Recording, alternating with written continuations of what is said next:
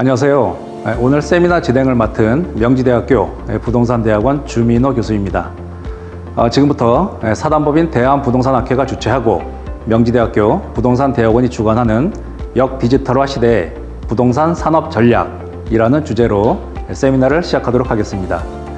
오늘 세미나는 코로나19에 따른 정부의 방역 정책에 따라 언택트 방식으로 진행됨을 양해해 주시기 바랍니다. 그럼 먼저 세미나에 앞서 사단법인 대한부동산학회 서진영 학회장님께서 인사 한 말씀을 해주시겠습니다. 안녕하십니까. 대한부동산학회 회장을 맡고 있는 서진형 교수입니다. 오늘 본 세미나는 2021년 국토 스마트 엑스포를 맞이해서 우리 대한부동산학회가 본 세미나를 준비하게 되었습니다. 대한부동산학회는 40년의 역사를 가진 이 최초의 사단법인 부동산학회입니다. 그래서 학술등재지를 발행하는 유구한 역사를 가지고 있습니다. 우리가 2020년 작년에도 많은 스마트 국토 엑스포에서 대한부동산학회가 세미나를 개최하였고, 이번에도 이 역디지털화 시대의 부동산 산업의 전략이라는 주제를 갖고 세미나를 개최하게 되었습니다. 현재 우리나라는 디지털화 시대를 지나서 역디지털화 시대를 맞이하고 있습니다.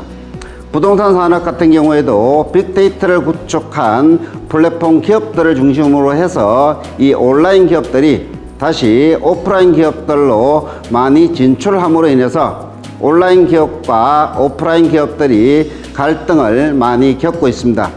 이러한 시점에 우리 대한부동산학회가 역디지털화 시대의 부동산 산업이 어디로 갈 것인지 미래 방향들을 한번 모색해 보는 것은 나름대로 의미 있는 자리라고 생각이 됩니다.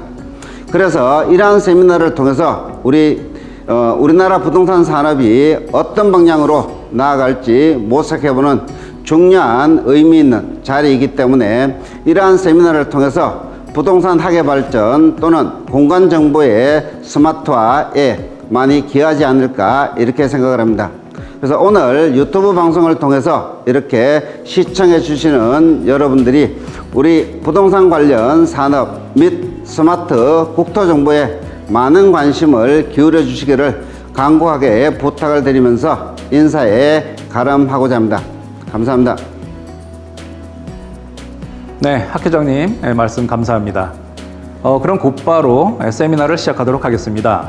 세미나 순서는 한국토지주택공사 진미윤 박사님께서 역디지털 시대 부동산 시장 변화와 전망이라는 주제로 발표를 해주시고, 하나자산신탁 김구회 박사님께서 우리나라 주택 리츠의 활성화 전략과 과제라는 주제로 발표를 하신 후에 명지대학교 권대중 교수님께서 좌장으로서 토론을 진행해 주시는 순서로 진행될 예정입니다.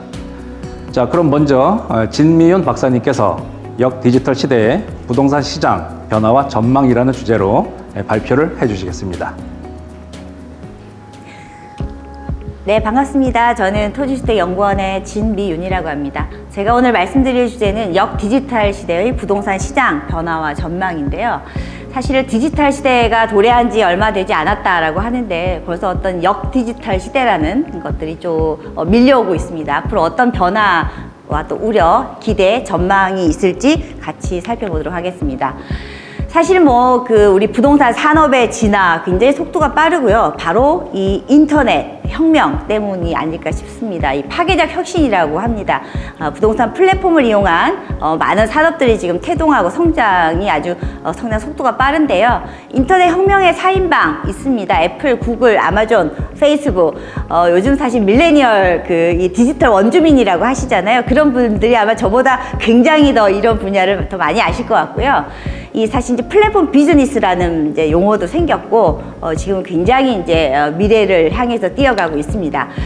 그래서 사실은 디지털 시대 하지만 사실은 디지털이 표준화, 일상화됐다. 이런 시대라고 하죠. 사실은 우리가 인터넷이나 노트북, 핸드폰이 없이는 살아갈 수 없는 이런 시대죠.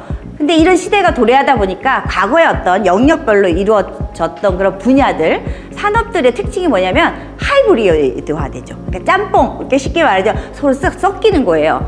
그 융복합이라고 하고 어떤 고유의 기능보다는 서로 간에 우수한 점, 좋은 점들끼리 사실 만나는 거죠. 그래서 우리가 크로스오버라고도 하죠. 경계를 넘나들면서 서로 교차 혼합하면서 보다 더 시너지를 낼 수 있는 산업들이 뭉치고 합쳐져서 이제 진출을 하게 되는 거죠.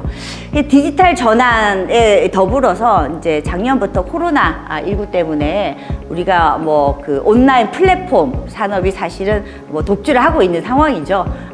그런 상황에서 우리가 이 부동산 중개와 거래 또 기존의 이 산업 체계들이 또 많이 바뀌고 있어요. 그래서 먼저 이제 프롭테크라는 용어가 있습니다. 그야말로 이제 프로퍼티, 부동산하고 이 테크놀로지죠. 그래서 이 둘이가 합쳐져서 만든 용어인데요. 사실 프롭테크라는 용어가 한국에 뭐 도입된 지는 별로 안 되는 거고 외국도 마찬가지입니다. 이제 이게 뭘까? 이게 뭘까? 기존의 산업에 어떤 영향을 줄까? 이제 이런 것들을 이제서 고민을 하고 있는 동안에 벌써 이렇게 성장이 더 빨리 나가버린 거죠. 그래서 보다 더 많은 임팩트를 가고 있는데 아직 학자들이나 학계나 뭐 우리가 흔히 말하는 정부 이런 데서 이렇게 많이 못 쫓아가고 있는 그런 단점이 있어요. 왜 이런 것들이 이 순식간에 굉장한 그 속도로 폭발이 되고 성장이 됐냐? 그야말로 이제 세대 변화죠. 그야말로 디지털 원주민들, 우리 밀레니얼 세대가 오고 또 무엇보다도 우리가 AI부터 시작해서 빅데이터, 여러 가지 4차 산업혁명이라고 부르는 그 거대한 물결들이 이제 우리의 다 옆에 와 있어요. 언젠가 뭐 새로운 4차 혁명이 앞으로 도래되는 게 아니라 이미 우리 생활 주변에 일상화가 되어 있는 거죠. 이제 그런 데서 기존의 부동산이라는 사실 임장, 현장, 발품을 팔아야 되는 그런 건데 이제는 내 자리에 앉아서 언제든지 할 수 있다 이거죠. 그래서 데이터와 이런 그 부동산이라는 게 만나가지고 어떤 효과를 거두는지에 대한 내용들이 되게 많은데요. 일단은 84개 전체 업체를 지금 다 파가는 것도 굉장히 어렵다고 해요. 그래서 5년간 프로텍트의 이 스타트업 기업만 하더라도 1조가 쑥 넘고요. 굉장히 빨리 나간다고 하는데 일단은 뭐 기업 가치가 10억 달러가 넘는 그 유니콘 업체가 23개고요. 앞으로도 뭐 더 크게 성장이 될 것 같고 이게 사실 이제 이 프로테크의 지도예요. 이 산업들의. 그러면 이제 뭐 공유주거를 하시는 분들도 있고 마케팅, 금융 굉장히 다양한 분야로서 우리가 부동산은 사실 우리 생활의 물적 토대잖아요. 없어서는 안 되는 분야죠. 그러니까 뭐든지 간에 이제 사실 결합을 하기 때문에 굉장히 우리 생활에 미치는 영향이 앞으로도 크다라고 생각하고 있고요. 그래서 오늘 이제 말씀드릴 주제는 역디지털이에요. 역디지털. 디지털에서 굉장히 편리하고 좋은 점이 있는데 역디지털. 그러니까 사실은 이제 그 편리함에서 오는 것들에 대한 반격이 있을 수가 있을 수도 있고 또 어떤 산업계에서 또 어떤 그 새로운 바람이 분다 이렇게 볼 수도 있는데 제일 우려가 되는 것은 사실 플랫폼 자본의 이제 또 등장이죠. 어떻게 보자면 우리가 뭐 그냥 화폐 금융이 자본이 아니라 요즘 여러 가지 형태의 새로운 자본주의들이 이제 밀려오기 때문에 플랫폼을 먼저 선점한 그런 자본들이 등장을 해서 사실은 이제 좀 초국적 기업이라든지 슈퍼 기업들 이런 게 만들어지고요. 그 다음에 이제 무엇보다도 온라인으로만 했던 그런 업체들이 오프라인으로 전환을 해서 이제 기존의 업체와 경쟁을 하는 그런 새로운 상황도 벌어지고 있고요. 근데 사실은 지금 뭐 우리도 이제 시작이기 때문에 뭐 이것이 좋다 싫다 뭐 이런 거보다 우려가 되는 점도 있죠. 왜냐면은 저게 정말 참된 정보인가? 부동산은 정말 집은 우리 가계 자산의 거의 80%를 차지하지 않습니까? 굉장히 큰 가계, 큰 자산인데 혹시나 내가 거래를 잘못해서 이런 리스크도 굉장히 큰 거예요.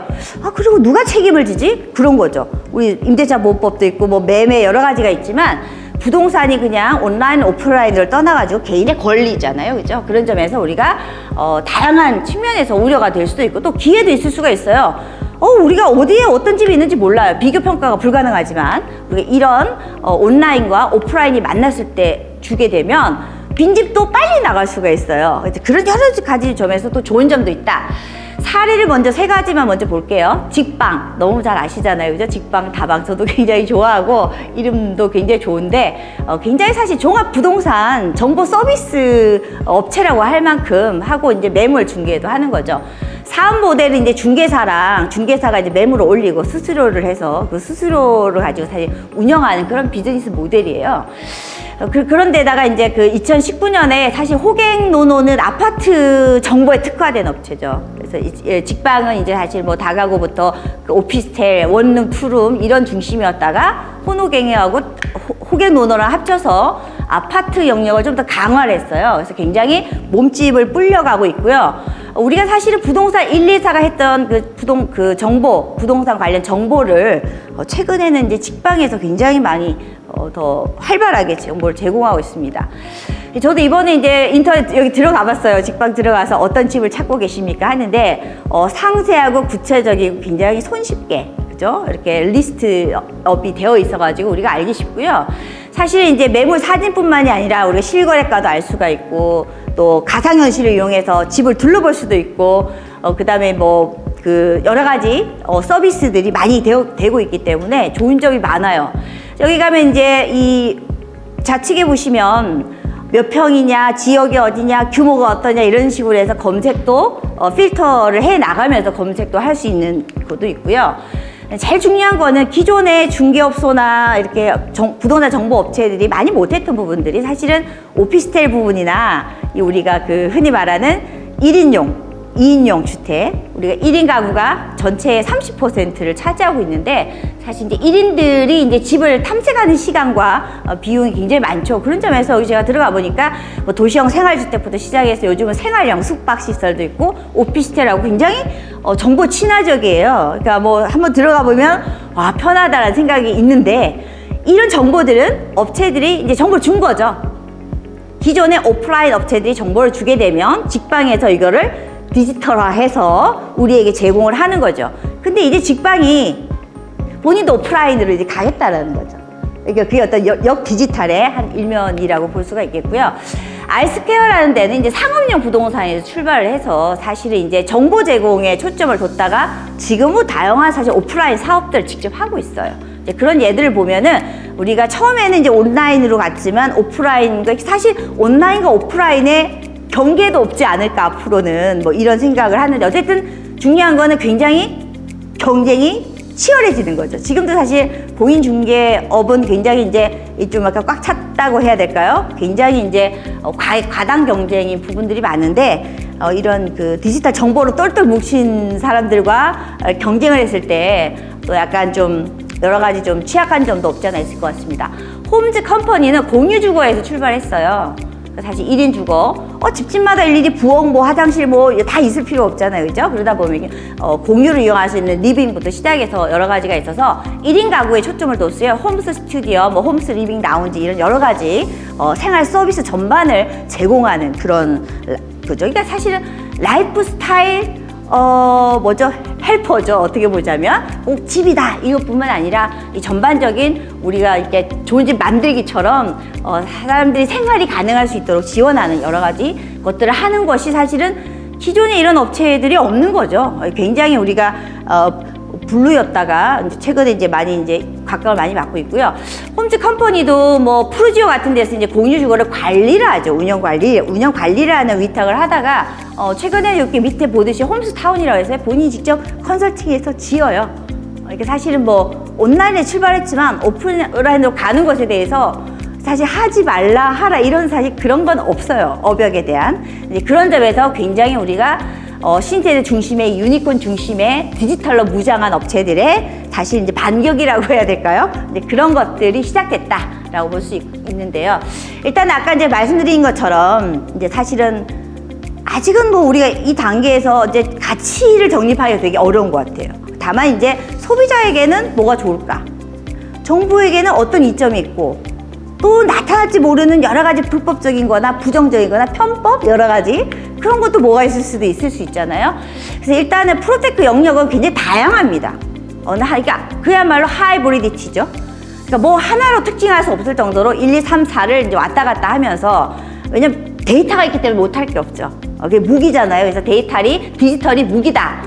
무기를 가진 자만이 살아남는다. 이런 표현도 있듯이 관리, 뭐 매매, 서비스, 정보, 마케팅, 뭐 금융 뭐 다 하는 거죠. 그렇다 보니 이런 많은 정보를 가지고 있다 보니 그게 다 개인 정보일 수도 있잖아요. 그리고 사실은 이분들 우리가 흔히 플랫폼 노동이라고 하지만 사실 이분들은 이제 제가 좀 책을 또 보니까 이 플랫폼 노동이 아니죠. 왜냐하면 이 부동산 플랫폼은 다른 플랫폼하고 달라요. 우리가 흔히 말하는 이제 배달, 배달의 있잖아요. 배달의 민족 이게 다 그런 거 다르죠.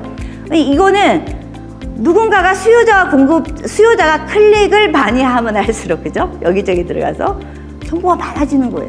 노동이 아닌 거죠. 그러니까 클릭에 따른 생겨지는 정보예요. 그냥 생겨지는. 그렇기 때문에 여기서는 이제 플랫폼 노동이라는 개념은 접목이 되고 있지 않은데 어쨌든 우리가 모르는 사이에 이제 많은 것들이 생겨났고 그 다음에 더 중요한 건 이렇게 정보를 가지고 있다 보니까 우리가 금융업체들 이제 사실은 이제 제휴 서비스가 가능하죠. 우리가 뭐 롯데카드 만들면 거기에 무슨 제휴 서비스 숙박 쫙 따라 붙듯이 이제 금융회사 이렇게 우리 은행권들이 같이 가서 이제 이런 여러 가지 서비스를 좀 같이 지원하고 투자하는 그런 것들이 늘고 있습니다. 그래서 아까 수익 모델은 이제 말씀을 드렸지만 사실 이제 뭐 중개 수수료라든지 뭐 소비자들이 이렇게 그 매물을 올리는 것에 대한 비용 이것만으로서 이제 이 과연 이제 지속 가능한 모델이 될 수 있을까? 이제 남은 숙제는 지속 가능한 수익 모델을 창출해야 돼요. 수익 모델을 창출해야 되니까 이제 그런 것들이 숙제로 남아 있고 그 중에 사실 하나가 직방에서 오프라인으로 진출하는 이유 중에 이제 하나도 그런 게 아닐까 싶은데요. 그러면은 이제 이 오프라인으로 내려오면 이제 그 매물에 대해서는 이제 기존의 이 중개업사랑 직방이랑 이제 각각 돈을 나눠야 되는 거, 쉐어해야 되는 거죠. 그러니까 이제 기존의 중개업자 입장에서는 수입이 줄어드는 거고, 직방에서는 새로운 수익 모델을 만드는 거고, 이제 그런 점에서 제2의 타다다. 이런데, 타다는 면허가 없어, 택시 면허가 없어서 생기는 그런 면이 있지만, 이 사례는 그런 건 아니죠. 하지만 예상이 되죠, 그죠? 앞으로 이제 우리가 우버, 택시에서부터 비롯해서 많은 여러 가지 플랫폼들이 진출을 했지만, 한국에서 아직까지 뿌리를 내리고 있지 못해요. 근데 외국은 사실 에어비앤비 때문에, 주는 숙박업계나 주거용 아파트에 주는 영향이 막대합니다. 왜냐하면 우리 흔히 임대료 규제가 있어요. 연간 몇 %, 그러니까 흔히 주택임대차보호법에 보호가 되는 게 있는데 에어비앤비들이 그렇게 물건을 매입을 받아들여갖고 하는 이런 임대업들은 거기 해당이 안 되는 거예요. 그래서 많은 그 정부들이 에어비앤비 때문에 임대료가 오른다 그래서 뒤늦게 주택임대차보호법에도 어쨌든 에어비앤비처럼 단기 임대도 들어가야 된다. 이런 식으로 하듯이 어쨌든 이제 오프라인과 온라인의 경계가 이제 이렇게 이렇게 왔다 갔다 하면서 소비자 입장에서는 뭐가 더 좋은가 사실 그런 거죠. 저는 수익 모델보다는 사실은 서바이벌 하려고 그러면 소비자의 선택이죠. 그죠? 우리 현명한 소비자들이 나에게 더 좋은 거, 더 실용적이고 편하고 더 비용이 낮은 걸로 선택을 했을 것 같아요. 이제 그런 점에서 앞으로 두고 봐야 될 것 같은데 어쨌든 부동산 중개업 쪽에서는 이제 반대죠. 당연히 반대를 할 수밖에 없는 지금 상황입니다. 그 다음에 이제 마지막으로 두세 페이지 더 말씀드리고 싶은 거는 이제 그래서 자 이제 재편된다. 부동산 업계가 재편이 되고 있고 자 세계가 이제 그러한 재편되는 시장에 주목을 하고 있는 지금 상황이에요. 그래서 이제 우리도 시작이지만 이제 다른 나라들 이제 고민인 거예요. 왜냐면 이제 안 보이는 사이에 너무나 2, 3년간 성장을 빨리 했기 때문에 성장의 원인부터 이 앞으로의 전망을 예측할 만한 시간도 없었던 거예요. 그래서 2000년, 2001년, 그러니까 작년 올해부터 시작해서 코로나로 인해서 이렇게 사실 온라인 때문에 더 이렇게 주목받게 되면서 고민을 시작했어요. 그래서 이제 우려가 되는 거는 제가 한 5가지로 정리를 해봤는데요. 우리 이제 처음에는 그거죠. 이게 프로테크 분야? 우리가 이제 법을 전자상거래처럼 여러 가지 새로운 산업들이 나타날 때 이제 법을 우려가 있듯이 최근에는 프로테크 산업에 또 너무나 많이 투자해서 또 법을 이런 것들이 또 과잉 투자 아니냐 이런 얘기까지 나오기는 하는데 어쨌든 이제 투자 패턴이 어떻게 달라지면 옛날에는 재무적 투자자들이 부동산에 투자했어요. 근데 프로테크 기업들이 나오면서 이제 프로테크 기업에다 투자하는 거예요. 그럼 이 기업이 여기를 하니까. 그러니까 어떻게 보자면 이렇게 플랫폼 투자의 루트가 달라진 거죠. 그래서 이 플랫폼 자본주의가 등장하는 게 아닌가. 결국 수익 극대화라는 게 이제 다른 형태로 이 프로테크를 통한 경유한 어떤 재무적 투자자들의 투자 패턴이 나타나고 있어요. 외국 같은 경우는. 우리는 아직 이까지는 아니지만 우리 다이렉트로 지금 부동산에 직접 투자하고 있지는 않죠. 그다음에 중요한 거는 이제 외국 사람들 우려하는 게 돈 세탁 같은 경우, 그죠? 이렇게 이 돈을 걸러, 왜냐면 외국 자본이 만약에 프로테크에 우리나라 직방에 투자를 했어요, 만약에. 그럴 수 있잖아요? 근데 그 외국 자본이 이제 조세 피난처로 올 수도 있어요. 그런 여러 가지 우려가 만만치 않대요. 왜냐면 부동산 가격이 매우 크잖아요. 매우 가격이 크다 보니까 이 플랫폼을 통한 이 정보를 가지고 있는 자에게 다 이제 돈이 몰릴 것 같고, 그러다 보면 집값 뭐 내리겠어요? 절대 안 내린다는 거죠. 그래서 앞으로 부동산 값은 이 투자가 떠받치고 있어도 안 내릴 것이다. 이런 문제도 있고, 다섯 번째로 이제 불평등 문제. 그래서 제가 한 가지 사례를 읽은 건 뭐냐면 주거 정의, 하우징 저스티스. 그래서요, 이 역디지털 혹은 디지털 어떤 것도 좋아요. 결국은 우리가 집이라는 건 어떻게 보면 사실 주거권이기도 한데 너무나 많은 이제 그 사고팔고 하는 거래 속에서 집은 저렇게 많지만 내 집은 어디에 뭐 이런 거잖아요. 사실은 이 플랫폼이 하나 구축이 됐어요. Anti-Eviction Mapping Project라고 해서 얘는 뭐냐면 모든 정보를 해서 나쁜 집주인 집 그죠?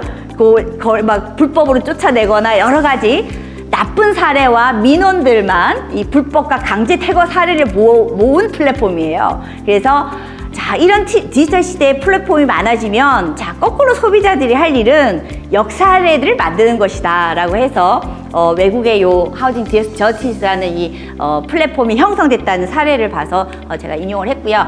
이제 마지막으로 긍정은 그래요. 제가 이제 직방이나 다른 데를 봐도 사실은 누구나도 제공하지 않은 오피스텔, 원룸 이런 거 어디 가서 찾을 수 있겠어요? 일일이 발품 받을 수도 없는 거고. 근데 너무나 잘 정보를 제공하고 있어서 굉장히 사실 MZ들 세대의 맞춤형 서비스다라고 하는데, 사실 이제 우리가 그 서비스를 제공받으면 이제 서비스에 대한 대가를 이제 지불을 해야 되는 거죠. 이제 그 서비스에 대한 이제 정말 신뢰와 믿음과 여러 가지 책임, 의무 이런 게 있다 보면 이제 그런 것들에 대한 것들이 좀 보완이 돼야 되겠지만 어쨌든 다양한 취향들을 반영을 하는 그런 포털 정보 서비스 이런 게 없다.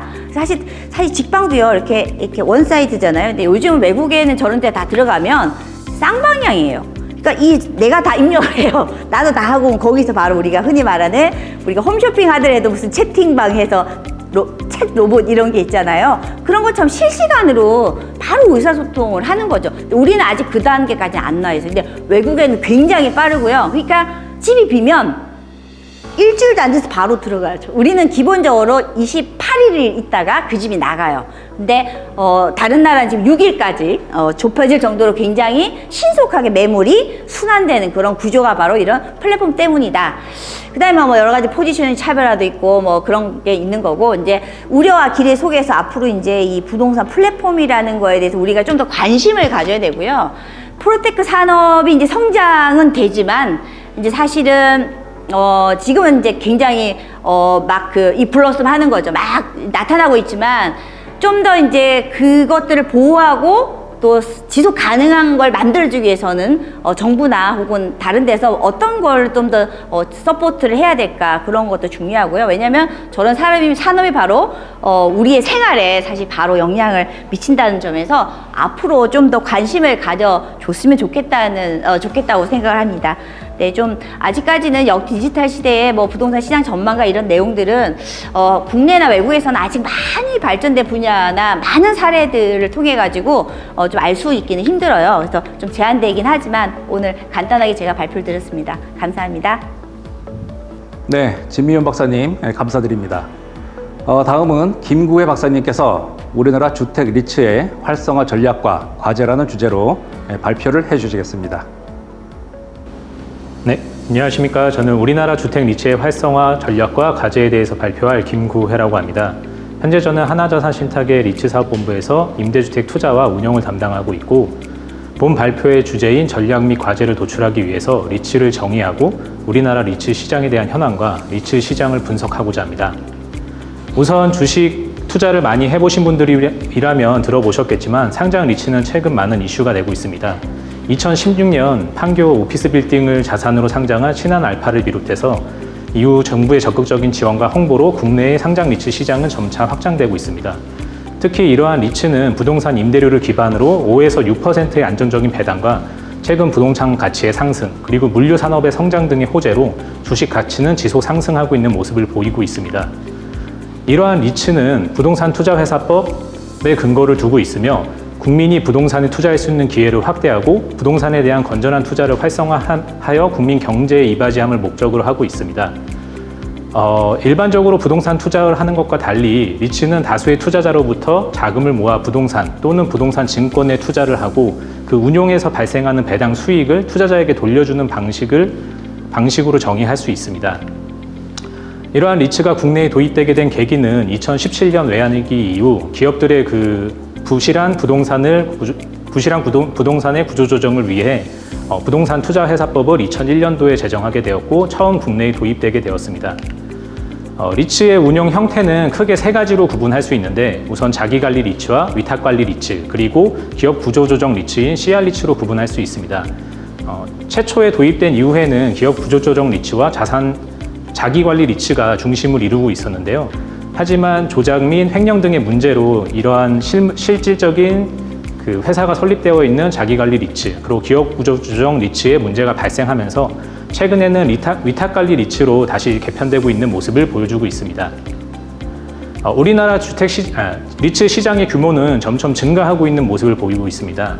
2020년 영업인가를 기준으로 살펴봤을 때 282개의 리츠가 설립, 운영되고 있는 상황이며 그 중에 90% 이상이 위탁관리 리츠로 운영이 되고 있습니다.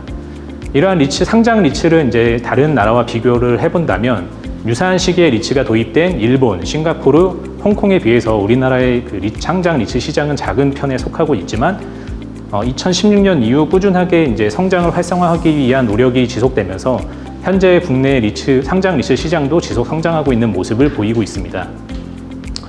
이런 영업인가 받은 282개의 리츠가 어떤 자산을 중심으로 형성이 되고 있는지를 살펴보면 우선 오피스, 리테일, 물류, 주택을 중심으로 우리나라의 리츠는 주로 투자 대상을 삼고 있습니다. 그 중에서도 주택 리츠의 경우 약 60% 이상의 비중을 차지하고 있으며 지속 상승하고 있는 모습을 보여주고 있습니다. 하지만 최근 신규 자산운용사의 설립과 펀드 회사의 리츠 영업 겸업을 통해서 오피스 리츠와 물류 리츠 또한 증가세를 보이고 있는 추세입니다. 이제 주택 리츠 시장에 대한 분석을 하기에 앞서서 지금 전국에 설정되어 있는 주택 리츠를 한번 살펴보도록 하겠습니다. 지도에서 보시면 알 수 있듯이 대부분의 주택 리츠는 수도권 그리고 지방 광역시를 중심으로 형성이 되어 있습니다. 특히 282개의 리츠 중에 약 140여 개가 주택 리츠로 설정되어 있으며 19만여 세대를 임대주택 및 주택 등으로 공급할 예정에 있습니다. 이러한 리츠를 운영하는 자산관리 회사별로 주택 리츠를 살펴보게 되었을 때 한국토지주택공사가 약 38개의 리츠를 설립 운영하고 있으며 10만여 세대의 임대주택을 공급할 예정에 있습니다. 이 외에는 대한토지신탁, 그리고 하나자산신탁, KB 부동산 신탁 등의 AMC에서 주택 리츠를 주로 설립하고 있으며 이는 신탁사의 경우 AMC 인가를 별도로 받을 필요가 없기 때문에 좀 더 유동성 있고 빠르게 설립이 가능한 것으로 알 수 있습니다. 국내 주택 리츠는 크게 출자 구조와 투자 형태에 따라서 세 가지로 구분을 할 수 있습니다. 우선 공공임대 리츠와 공공지원 민간임대 리츠, 그리고 민간에서 출자하는 순수 민간 임대 리츠로 구분을 할 수 있는데요. 공공주도로 출자와 임대, 그리고 관리, 매각을 수행하는 공공임대주택 리츠는 현재 한 37개가 지금 설정이 되어 있는 상태이고, 공공지원 민간임대주택에는 과거에 기업형 임대주택, 뉴스테이 사업으로 불리고 있으며 현재는 공공지원 민간임대주택 및 역세권 청년 임대주택 사업으로 약 77개의 리츠를 설립 운영하고 있는 상황입니다. 순수 민간은 기금이나 공공의 지원 없이 운용사에 자체적으로 자금을 모집하고 출자해서 진행하는 사업으로 약 17개의 리츠가 설립 운영 중에 있습니다.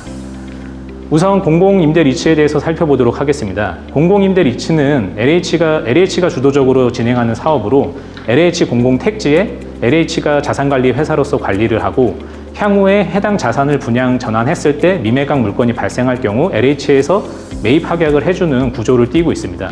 이러한 매입 합약 구조를 통해서 투자의 안전성을 확보하고 있고 공익적 사업에 당위성을 부여하고 있는 부분이 있습니다. 다음으로 공공지원 민간 임대주택이 있는데 이 사업 또한 공익적인 성격이 강하다고 볼 수 있습니다. 공공지원 민간임대주택에 대한 정의는 주택도시기금이 출자하는 민간임대주택 사업, 공공택지 또는 종전부동산에 설립하는 민간임대주택 사업, 그리고 용적률 완화를 받아 설립하는 민간임대주택 사업 세 가지 등으로 크게 대표적으로 세 가지로 구분을 할 수 있고요. 이러한 공공지원 민간임대주택 같은 경우에는 또 안에서 이제 세부적으로 LH 공모사업과 허그 공모사업, 그리고 역세권 청년주택 사업 등으로 구분을 할 수 있습니다. 대표적으로 LH 택지를 공급받아 진행하는 공공지원 민간임대주택 사업 같은 경우에는 신규 택지에 이제 들어가는 사업이기 때문에 수도권 신도시 및 지방 광역시를 중심으로 분포를 하고 있고요. 역세권 청년주택과 민간에서 실질적으로 설립하여 진행하는 사업은 서울 및 수도권을 중심으로 분포하고 있는 것으로 나타났습니다. 특히 주택 사업에 경험이 많은 신탁 경업 AMC가 대부분 공공지원 민간임대주택 사업을 수행하고 있는 것을 확인할 수 있습니다. 공공지원 민간임대주택 사업 중에서도 LH 택지 공모 사업과 허그의 공모 사업을 중심으로 한번 살펴보도록 하겠습니다. LH 택지 공모 사업 같은 경우에는 과거의 기업형 임대주택부터 뉴스테이, 그리고 현재에 이르는 공공지원 민간임대주택 사업까지 총 2020년 기준 총 53개의 임대주택 택지를 공급하였고 4만 3천여 세대의 임대주택 세대를 공급하는 걸로 진행을 하고 있습니다. 대부분 이제 신탁사 위주로 해당 사업을 진행하고 있으며 대한토지신탁이 약 23개의 사업장을 운영하고 있어 가장 많은 비율을 차지하고 있는 것으로 나타났습니다. 다음으로 허그가 주관해서 진행하는 공공지원 민간임대주택 사업 경우에는 LH 사업과 달리 택지를 공급받아 진행하는 사업이 아니라 민간이 가지고 있는 대상지에 민간이 가지고 있는 토지를 중심으로 공공지원 민간임대주택을 공급하는 사업으로 정의할 수 있습니다. 매년 4번의 공모 사업이 진행되며 한 차수마다 2,000세대를 모집하여 우선 협상 대상자를 선정하는 방식을 띠고 있습니다. 다만 허그 공모 같은 경우에는 LH처럼 안정적인 택지를 공급받는 것이 아니기 때문에 19년도 이후 20년으로 넘어갈수록 우협으로 선정되는 세대수가 점차 줄어들고 있는 것을 알 수 있습니다. 이러한 공모 사업은 기금이 출자가 이루어지는 사업이기 때문에 아무래도 좀 더 안정적으로 수익을 확보할 수 있어야 되고 출자 비율이 명확해야 되고 매가가에 대한 근거 또한 기준이 마련되어 있어야 합니다. 따라서 지금 PT에서는 모든 내용을 담고 있지는 않지만 평가의 기준이 정해져 있으며 해당 평가 기준을 잣대로 하여 지원하는 건설사나 아니면 컨소시엄의 점수를 평가하게 됩니다. 그런 평가를 통해 우선 협상자를 결정하게 되고 결정된 사업자는 아래의 단계를 거쳐서 해당 사업을 진행하는 프로세스를 띠고 있습니다. 특히 LH와 허그 공모 같은 사업에는 기금이 출자한다라는 것과 시공사 그리고 AMC 임대주택을 10년 동안 운영하는 그런 운영사들이 이제 같이 함께 사업을 한다라는 구조는 동일한데요. 앞서 말씀드린 것과 같이 LH 택지를 공급받느냐 아니면 민간에서 택지를 공급하느냐의 차이에 따라서 사업이 다르다고 할 수 있습니다. 네, 다음으로 역세권 청년주택은 용적률 완화를 적용받아 사업하는 공공지원 민간임대주택으로서 서울시를 중심으로 진행을 하고 있습니다. 최초에 공급된 2019년 이후로 2020년까지 총 10,000여 세대를 공급 예정이며 2021년 7월 기준으로 입주 가능한 물량은 5,700여 세대 정도로 나타나고 있습니다. 이러한 역세권 청년주택 중 리츠에서 운영하고 있는 사업도 있는데요. 리츠에서 진행하고 있는 사업은 총 5가지로 현재 한 4,500세대의 역세권 청년주택을 공급하고자 하고 있습니다. 이러한 리츠 중에는 이지스 자산운용에서 주로 설립 운영하고 있는 리츠가 주를 이루고 있습니다. 역세권 청년주택은 도입 목적에 따라서 용도 지역을 상향시켜주고 기준을 완화, 그리고 융자 등의 자금 지원을 통해서 활성화를 도모하고 있었으나 최근까지 진행된 사업들을 지켜봤을 때 그 사업의 진행은 저조하다고 할 수 있습니다. 임대주택의 특성상 초기 사업비 회수가 어렵고 종상향을 통해서 용적률 상향이 되기 때문에 토지대가 상대적으로 상승을 하게 됩니다.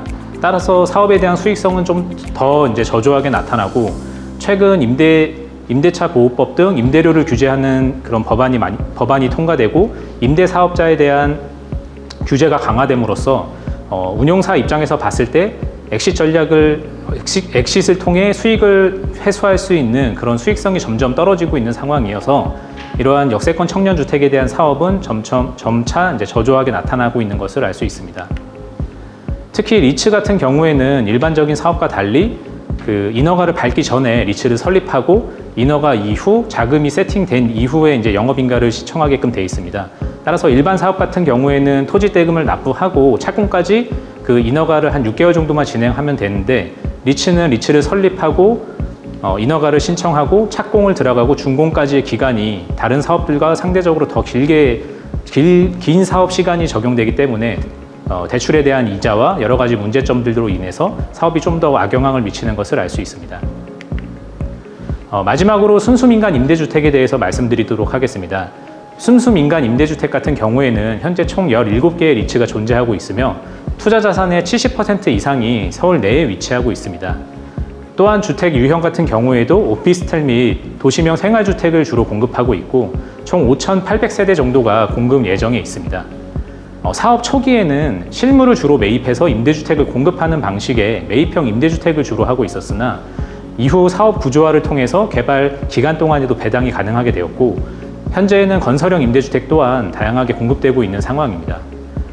표에서 보면 알 수 있듯이 지금 SKD&D에서 만든 그 D&D 인베스트먼트가 약 6개의 순수 민간 임대주택을 리츠로 설립 운영하고 있는 상황입니다.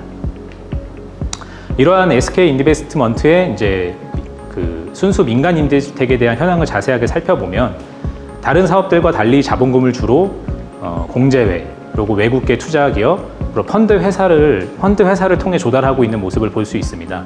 그 공공임대리츠 및 공공지원 민간임대리츠 같은 경우에는 기금을 주로 출자자로서 자본금을 확보하고 있는 상황이지만 해당 순수 민간 임대주택 사업 같은 경우에는 10년이라는 운영 기간과 향후에 분양 매각 전환을 통해서 회수할 수 있는 사업 그 분양가가 상당히 높을 것으로 기대되기 때문에 이런 펀드나 외국계 기업들이 안정적으로 투자할 수 있는 투자 자산으로서 인지를 하고 있습니다.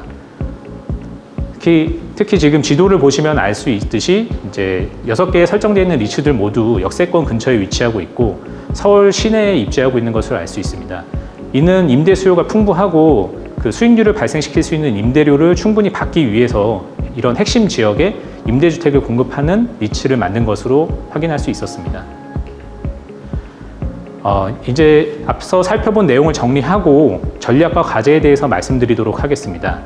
우리나라 주택 리츠 시장은 지속 성장하고 있으며 매년 설립과 인가를 받는 주택 리츠 수와 규모는 점차 증가하고 있습니다. 특히 전체 리츠에서 주택 리츠는 약 60% 이상을 차지한다는 점에서 현재 충분한 점유율을 확보하고 있는 상태입니다.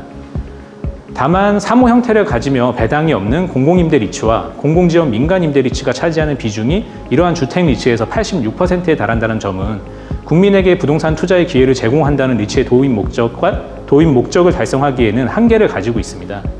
공공임대, 공공지원 민간임대주택 같은 경우 거의 모든 리츠가 기당 배당이 아닌 청산 시 발생하는 매각 차익을 주 수익원으로 하고 있으며 목표 수익을 달성하기 위해서는 매년 일정 수준 이상의 주택가격 상승률을 달성해야 하는 사업 구조를 가지고 있습니다.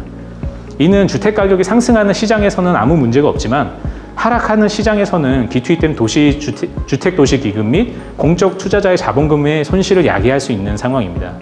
특히 공공임대 리츠 같은 경우에는 입주민에게 분양에 대한 우선권이 존재한다는 점에서 인근 지역의 주택가격이 해당 리츠의 매각가보다 높다라면은 저렴한 가격으로 분양을 받을 수 있어 임차인과 리츠 투자자 모두에게 혜택이 돌아갈 수 있으나 주택 가격이 하락이 예상되는 시장에서는 매각가액보다 낮은 분양가가 산정되어 임차인의 분양에 대한 반발과 기금 손실이라는 문제가 발생할 수 있습니다. 또한 공공지원 민간임대주택 같은 경우에는 임차인에게 우선 분양권을 제한하진 않지만 매년 일정 수준 이상의 주택가격 상승률을 달성해야만 우선주 출자한 주택도시기금과 보통주 출자자의 손실이 없는 상황입니다. 이러한 두 사업 모두 건설 단계에서 투입되는 비용이 운영기간에서 회수되지 않고 매각 차익을 통해 회수된다는 그런 구조를 가지고 있기 때문에 문제가 대두되고 있는 것입니다. 반면 저희가 앞서 살펴본 순수민간 임대주택 같은 경우에는 투자 및 재무 모델의 구조화를 통해서 사업 전 기간 동안 일정한 배당을 투자자에게 조달하는 구조를 가지고 있고 임대 수익이 없는 개발 기간에도 배당 수익을 투자자에게 지급하면서 10년이 넘는 기간 동안 안정적인 투자 수익을 제공할 수 있습니다. 특히 주택 상품 같은 경우에는 일반적으로는 오피스, 리테일, 물류 사업 등보다 경기 변동에 대한 영향이 좀 더 낮고 장기적으로 안정적인 배당 수익을 제공할 수 있다는 점에서 현재 공제외, 기금, 블라인드 펀드 그리고 해외 투자자들한테 활발한 투자가 이루어지고 있는 상황입니다. 또 하지만 이제 매입형 임대사업자의 폐지, 임대사업자에 대한 혜택 감소로 투자 상품으로서의 높은 수익성을 기대할 수 없는 상황이 지속되고 있다 보니 이러한 4%에서 5%대의 안정적인 수익률을 유지시키면서 향후에 청산을 하는 것이 아니라 영구적으로 상품을 임대주택으로 운영하는 그러한 리츠 상품 또한 구성되고 있는 중입니다. 네, 앞서 살펴본 공공임대리츠, 공공지원 민간임대리츠, 그리고 순수 민간임대리츠를 분석한 결과 또 주택 리츠 시장의 활성화 전략 및 과제로 다음 네 가지로 정리하고자 합니다. 우선 리츠 시장 플레이어 중심으로 주택 리츠 사업 구조를 개편할 필요가 있다고 생각합니다. 주택 리츠의 60%를 차지하는 공공지원 민간임대 리츠는 시공사 중심으로 사업이 진행되는 구조를 보이고 있습니다. 시공사 같은 경우에는 운용 이익보다 개발 단계에서 발생하는 이익을 중심으로 사업을 진행하고 있고 또한 책임 준공하고 투자자의 역할로서 수행에만 규제가 존재할 뿐 그 외에 법적인 제한이나 그런 LH나 기금의 통제를 제한적으로 받지 않습니다. 하지만 리츠의 운용 주체인 자산운용사는 부동산 투자회사법, 주주인 기금, 모리츠인 LH의 규제와 통제가 가능하며 자산운용사의 목적과 부합하게 운용 단계의 수익을 극대화하고자 노력하고 있습니다. 따라서 장기 운용을 통한 안정적인 주거 공급과 기금의 수익 확보 차원에서 자산운용사를 중심으로 사업 구조를 개편할 필요가 있다고 생각합니다. 다음으로는 임대주택 공급 대상에 대한 다변화가 필요하다고 생각합니다. 부동산 상품의 배당은 임대 수익을 기반으로 하고 있습니다. 하지만 임대 리츠 같은 경우에는 성격에 따라서 임대료가 높을 수도 있고 낮을 수도 있고 또한 매각가가 높을 수도 있고 낮을 수도 있는 등 여러 가지 사업의 유형에 따라 차이가 존재합니다. 공공지원 민간임대주택 리츠 같은 경우에는 서민 주거 지원을 목적으로 하고 있기 때문에 낮은 임대료를 책정하고 있습니다. 따라서 운영기간 동안에 배당이 불가능한 구조를 띠고 있고요. 반면 기존에 이제 진행했었던 기업형 임대주택이나 뉴스테이 사업 같은 경우에는 중산층의 주거 안정을 목적으로 진행되었기 때문에 현재 적정 수준의 임대료를 책정되었고 운영기간 동안 배당이 발생하는 사업 구조를 띠고 있습니다. 따라서 현재 정책으로 공공지원 민간 임대주택을 진행하면서 배당이 없는 상품만을 계속 공급하는 것보다는 서민 주거를 안정할 수 있는 상품 그리고 일반 국민의 주거를 안정시킬 수 있는 상품을 복합적으로 구성하여 다양한 투자자들의 니즈를 맞출 수 있는 상품의 다변화가 필요하다고 생각합니다. 세 번째로 임대주택 관련 정책 및 제도의 개편이 필요하다고 생각합니다. 민간임대주택 특별법 개정으로 법인 사업자, 특히 리츠의 임대주택 사업자 혜택이 감소했고 규제의 강화로 인해서 운용사 측면에서 바라봤을 때 주택 리츠에 대한 투자성이 매우 악화되어 있는 상황입니다. 이런 주택 리츠 같은 경우에는 공적 목적을 가지고 있기 때문에 규제를 완화시켜 오피스 리츠, 물류 리츠 등과 같은 상품성을 확보할 필요가 있다고 생각합니다. 특히 매입형 임대사업자 폐지를 통해서 현재 이제 매입형 임대주택 임대사업자가 폐지가 되었는데요. 이는 향후에 지금 운영 중인 임대주택을 매각하게 되었을 때 전체 물건을 운용사에게 파는 것이 아니라 개별 분양을 통해서 청산할 수밖에 없는 상황에 놓이게 되었습니다. 따라서 이러한 어렵게 만들어 놓은 주택 리츠 상품이 매각 시점에는 다 분할되기 때문에 상품의 연속성이 사라지게 되는 상황이 발생하게 된 겁니다. 따라서 이러한 문제점을 해결하기 위해서 임대주택 관련 정책 제도 및 개편이 필요하다고 생각합니다. 앞서 말씀드린 세 가지의 개편안과 다변화안을 통해서 주택 리츠가 활성화된다면 기금 주도의 주택 리츠 상장이 가능하다고 생각합니다. 현재 공급되고 있는 공공지원 민간 임대주택을 배당 가능한 사업으로 구조화시킨다면 이러한 상품의 혜택을 일반 국민들도 누릴 수 있게 주택 리츠로서 하나의 상품화시켜서 상장을 추진할 수 있을 것이고 운영되고 있는 와중에도 기금의 목표 수익률을 달성한다면 10년 이상 계속 운영하는 것이 아니라 조기 매각을 통해서 거기서 발생하는 수익을 일반 국민들도 누릴 수 있게끔 상장할 수 있는 상품으로 만들 수 있다고 생각합니다. 앞서 살펴본 네 가지 개편안을 통해서 주택 리츠 시장의 활성화와 민간, 기금 주택 리츠 상품의 수익성 및 안정성 제고가 필요하다고 생각합니다. 이상 발표를 마치도록 하겠습니다. 감사합니다. 네, 김구혜 박사님 감사합니다. 곧바로 제1주제, 제2주제에 대한 전문가 토론을 하도록 하겠습니다. 토론은 좌장이신 명지대학교 권대중 교수님께서 진행해 주시겠습니다. 안녕하세요. 코로나 사태로 직접 여러분들 뵙지 못하고 이렇게 방송으로 토론을 진행되는 게 매우 안타깝습니다. 오늘 첫 번째 주제로 발표했던 역디지털화 시대의 부동산 산업 전략 내용에 대해서 두 분의 교수님을 모시고 세미나를 할까 합니다. 첫 번째 모실 분은 우리 명지대학교 부동산대학원의 신동현 교수님 모셨습니다. 안녕하세요. 두 번째는 세명대학교의 금상수 교수님 모셨습니다. 안녕하세요. 예, 반갑습니다. 네, 우리 두 분 교수님 앞에 우리 발표한 내용을 잘 보셨죠? 진미연 박사님 거. 네, 잘 들었습니다. 점점 부동산이 이제 프로테크로 이렇게 융복합되고 있습니다. 진정한 부동산 산업 자체가 융복합으로 확대되는 거 아닌가 하는 생각이 들어요. 특히 이제 빅데이터나 또는 여러 가지 데이터를 가지고 부동산 산업이 발전되면서 확대되고 있습니다. 오늘 발표가 그런 내용들인데요. 오늘 어떻게 보셨는지 우리 신동 교수님 예전에 국토정보공사에 근무하신 적 있죠? 예, 맞습니다. 네, 전공도 역시 공간정보가 또 전공이시고. 예, 맞습니다. 네, 오늘 내용을 좀 들으신 내용을 요약해서 말씀해 주시고 궁금한 점이 있으면 토론 한번 해보도록 하겠습니다. 예. 예, 오늘 발표자님 발표 잘 들었습니다. 같은 여러 가지로 의미 있는 발표였고요. 제가 발표한 내용을 들으면서 참 부동산이 많이 발전했다는 것에 대해서 제가 이제 상당히 좀 기쁘게 생각하고요.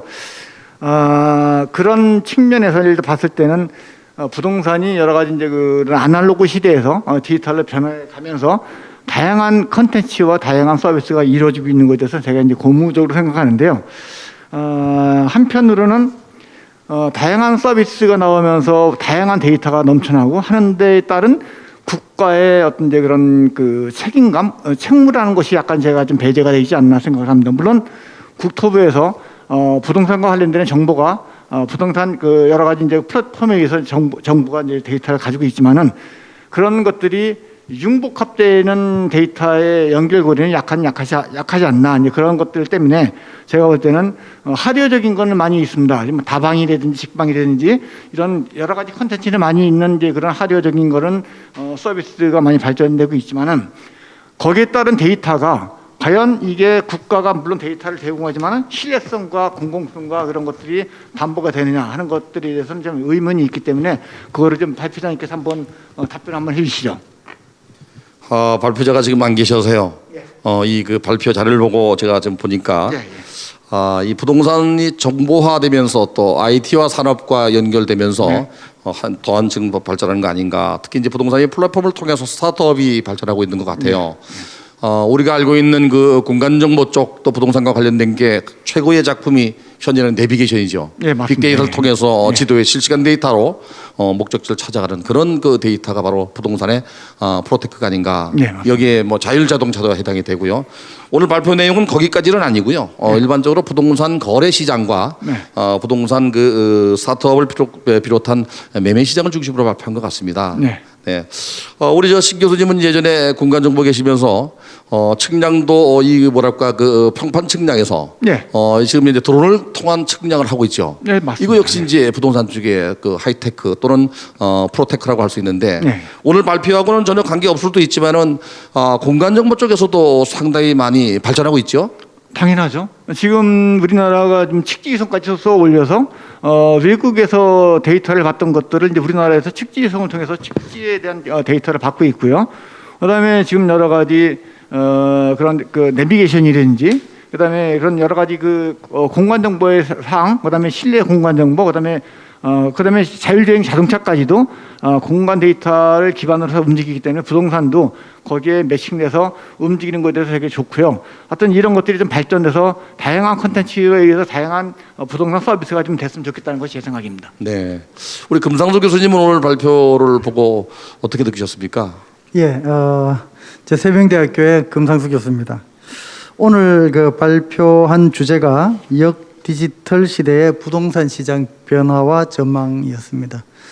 우리가 주변에서 디지털이라는 말은 수도 없이 많이 들어봤습니다. 그런데 오늘 발표 주제가 바로 역디지털이란 주제를 갖고 얘기했습니다. 그러면서 우리 진미윤 박사께서 한 3개 업체의 프롭테크 기업을 사례로 들면서 이 3개의 그 프롭테크 기업들이 온라인으로 빅데이터를 구축한 플랫폼을 통하여 사업을 구축했는데 이 업체들이 앞으로 오프라인으로 진출하는 이러한 양상을 띠고 있는 현재의 부동산 시장을 과연 어떻게 전망할 것인가, 거기에 대해서 우려 섞인 목소리와 그리고 또 긍정적인 내용을 함께 이 논제에 포함시켰습니다.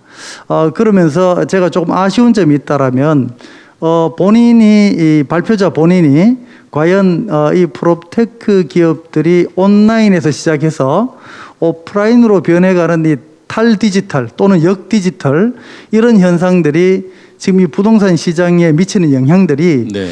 본인의 뚜렷한 주장이 좀 없었던 것 같아요. 그런데 그 이유는 뭐냐 하면 제가 생각해 보면 지금 역디지털이라는 단어 자체가 너무 생소하기도 하고 또 이런 단어가 나온 게 가장 최근입니다. 그러다 보니까 진행된 연구도 사실은 학계에서는 지금 거의 없는 실정입니다. 그리고 심지어 외국 사례에서도 역디지털이란 사례가 거의 없다시피 합니다. 그러다 보니까 아마 진미윤 박사가 주장을 제대로 하지 못하고 그냥 화두를 던진 정도 수준이 아닐까라는 그런 생각을 좀 가지고 있습니다. 네. 금년부터 그 직방이나 다방 이런 쪽에서 또 호갱노노 같은 데서 정보를 제공하는 걸 더 한 발 더 나가서 이제 중개업까지 진출하고 있어요. 네, 맞습니다. 특히 이제 그 한국의 개업 공인중개사가 10만 7천 명 정도 됩니다. 아마도 그 보조원까지 따지면은 아마 20만 명이 넘어서 가족까지 따지면 100만 명의 생계가 위협될 수 있다는 생각이 들어요. 오늘 발표 내용에서는 이제 이거에 대한 그 우려 섞인 이야기, 오프라인에서 거래되는 게 온라인에서 거래되면서 또 이 온라인이 또 중개뿐이 아니라 금융시장까지 확대되고 있는 거를 그 언급을 했습니다. 근데 사실은 이제 이 자리에 안 계시지만은 거기에 대한 대책을 내놓지는 않고 이제 화두를 던진 정도 오늘 발표를 하셨습니다. 두 분 교수님께 제가 한번 여쭤보겠습니다.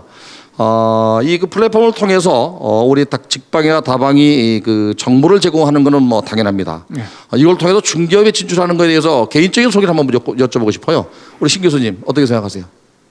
지금 제가 볼 때는 어떤 직업의 영역이 점점 이렇게 넓어지고 깊어지고 있다 보니까 부동산 중개를 하시는 분들이 여기에 고착돼서 있는 것보다는 다양한 콘텐츠, 이번 기회를 통해서 다양한 콘텐츠를 통해서 부동산 중개뿐만 아니고 개발이나 컨설팅이나 그다음에 이런 뭐 여러 가지 그런 다양한 쪽으로 일단 영역을 넓혀가는 것도 내가 볼 때 하나의 방법이라고 생각을 하고요. 중요한 거는 데이터의 어떤 이제 그 신뢰성이 담보가 된 상태에서 그거를 가지고 그 새롭게 부동산의 영역을 개척해 나가는 것이 가장 중요하지 않나 생각을 합니다. 우리 교수님은 그 중개업 진출을 어떻게 생각하세요? 저는 조금 원론적인 입장에서 네. 말씀을 드려보겠습니다. 자본주의 시대 그리고 자유민주주의 국가에서는 누가 어떤 일을 하든 자유가 보장되는 자본주의 시대입니다. 그렇기 때문에 누가 어떤 업에 종사를 하거나 어떤 업에 진출한다는 것을 법적으로 막을 수는 없습니다. 이제 문제는 뭐냐 하면 그렇게 되었을 때 독과점이 되어서 카르텔을 형성한다면 이것이 시장 경제에 아주 악영향을 끼칠 수 있기 때문에 그런 부분들은 정책적으로 반영을 시켜서 정책 대응을 해야 된다고 생각을 하고요. 저는 이 차에 직방이나 이런 프롭테크 업체들이 온라인으로 무장을 해서 그 온라인으로 무장한 도구를 활용을 해서 오프라인에 계시는 이런 분들을 위협을 한다. 이렇다면 오프라인에 지금 한국공인중개사협회가 있지 않습니까? 네. 굉장히 파워풀한 그런 단체가 있는데 그 파워풀한 단체에서 도리어 온라인을 진출하시는 게 어떨까? 저는 이제 앞으로 사업에 대한 영역은 서로 이렇게 너는 여기까지만 해라, 너는 여기서 여기까지만 하면 안 된다, 이렇게 단정 짓는 것은 서로가 옳지 않다고 봅니다. 그렇기 때문에 직방의 회사에서 입장에서 봤을 때는 적자 생존의 원칙입니다. 그 회사가 온라인으로 수익 창출을 했는데 앞에 보이는 게 또 있지 않습니까? 자기네들이 오프라인으로 진출을 하게 되면 수익 모델이나 수익 창출이 앞으로 더 나올 게 뻔한데 그 진출 안 할 회사가 어디 있겠습니까? 근데 그 사람들만 탓할 게 아니라 우리 공인중개사협회에서 우리 권대중 교수님 그거 잘 아시잖아요. 대한민국에서 우리 학력고사 시험이 약 한 40만, 45만이 시험을 칩니다. 공인중개사가 매년 23만, 25만 이렇게 시험을 치고 있지 않습니까? 우리나라에서 2대 시험 종목 중에 하나입니다.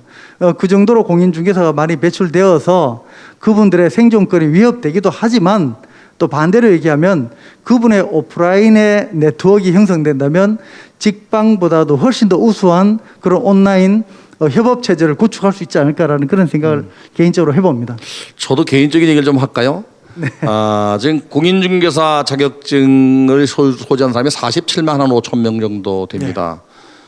저도 한때 국토교통부에 공인중개사 정책심의를 했는데 이 오프라인과 온라인의 차이가 있습니다. 예전에 부동산 114나 또는 스피드뱅크라든지 부동산 뱅크 같은 경우가 정보통신보법상 허가를 내서 중개업을 하지 않고 그와 관련된 정보업을 했었어요. 근데 이게 이제 한 발 더 나가서 직방이나 다방에 중개업을 하겠다는 게 직접 중개가 아니고 간접 중개를 하겠다는 겁니다. 이게 지금 이게 문제가 되는 것 같아요. 저는 기존에 10만 7천 명이 넘는 개업 공인중개사의 생계를 위협할 수 없는 분야에서 해야 되는데 이게 위협하다 보니까 문제가 되거든요. 그래서 정보를 제공하고 그 정보에 대한 대가를 받는 것이 수수료라면 지금 기존에 있는 중개업이 오늘 발표한 내용대로 이렇게 프로테크를 통해서 아까 우리 금상수 교수님 말씀하신 대로 중대형화 한다든지 기반을 잡은 상태라면 문제가 없는데 매우 열악한 1인 2인 중개사무소가 있는 상태에서 진출한다면 좀 문제가 되지 않겠나 하는 생각이 들어서 제가 여쭤봤고요.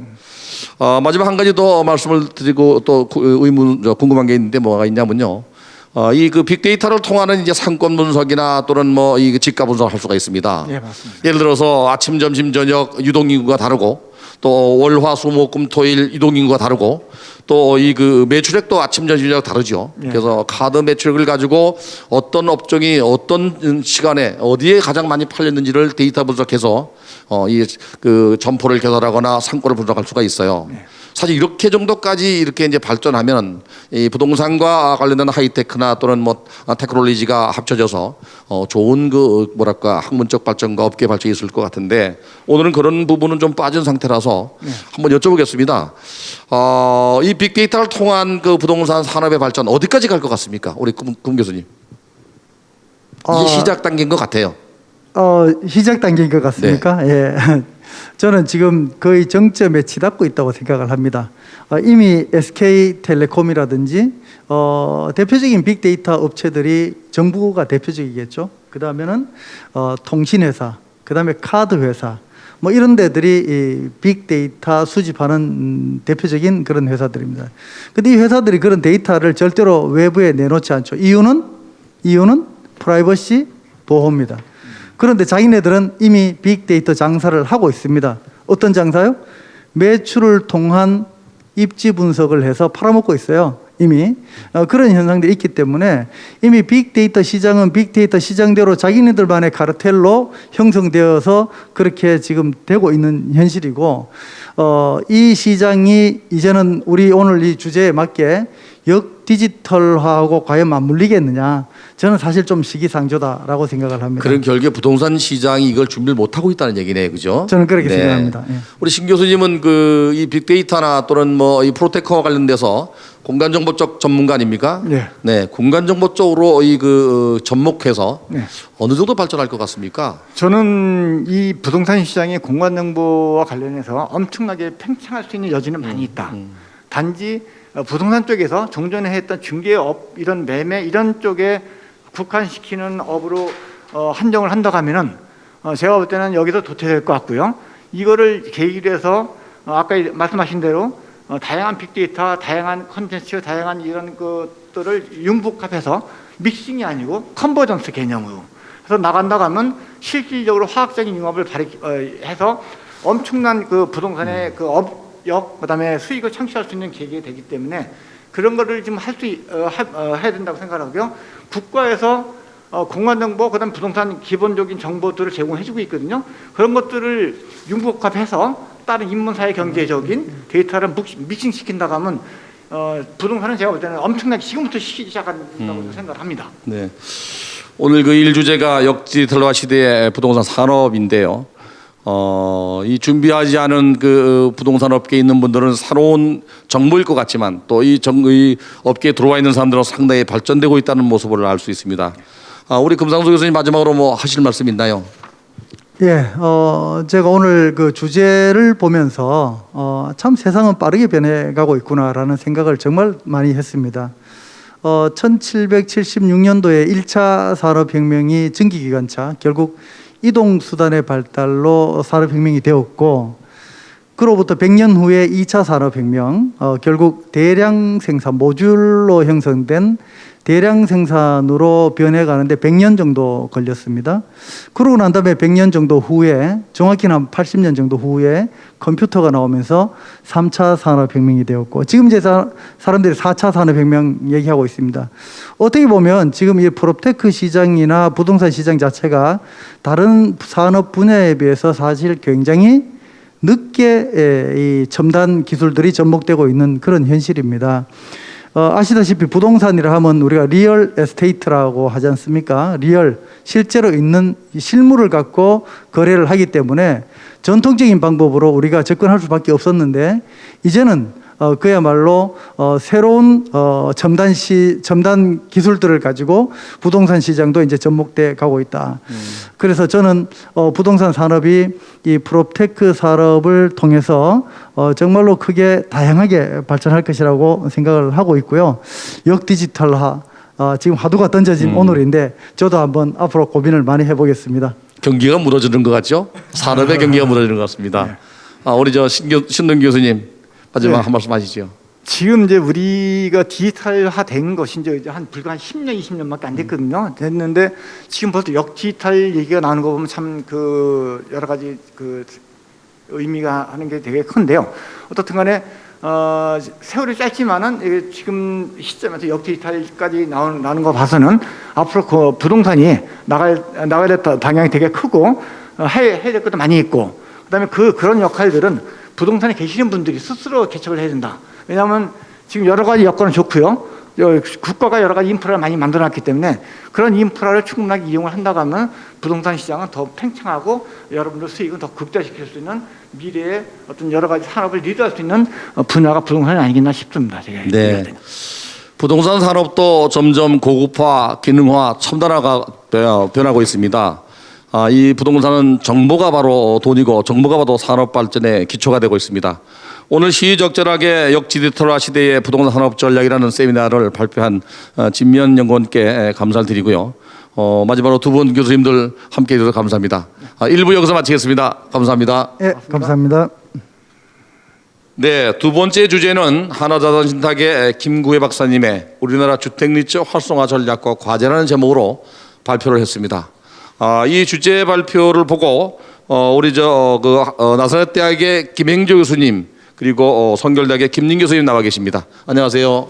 네, 안녕하세요. 반갑습니다. 우선 우리 김혜구 박사님이 발표한 내용, 리츠가 도입된 지가 20년이 넘었습니다. 우선 리츠는 초기에는 이제 CR 리츠라고 기업 구조조정 리츠가 도입됐죠. 네, 맞습니다. 근데 오늘 주제 발표는 이제 일반 리츠의 주택 리츠인 것 같습니다. 발표 내용을 보고 어떻게 느끼셨는지, 그리고 뭐 어떤 점이 좀 궁금했는지, 우리 먼저 김행주 교수님 좀 간단하게 말씀해 주시죠. 네, 나사렛 대학교 김행조입니다. 오늘 일 주제는 역디지털화 시대에 대한 아주 유니크한 또 주제로 우리가 보았었는데, 이 주제로서 제가 토론자로서 담당한 것은 이제 부동산 투자 회사 리츠에 대한 부분들에 대해서 말씀을 드리고 싶습니다. 사실 우리나라에 이 리츠가 도입된 것이 2001년도에 도입이 되었습니다. 벌써 이제 20년이 지났는데 미국이라든지 일본이라든지 호주라든지 이런 나라에 비해서 우리나라의 리츠의 시장이 아주 성장 속도가 늦다. 그런 여러 가지 문제점들이 있다고 생각합니다.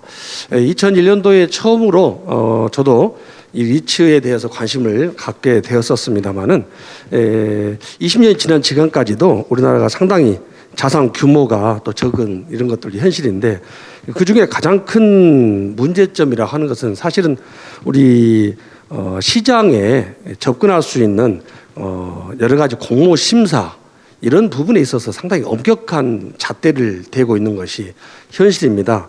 그래서 이제 상장을 하고자 하더라도 현재 우리 리츠 시장에서는 상장 예비 심사도 거쳐야 되고 또 자본 잠식률의 요건들도 따져야 되고요.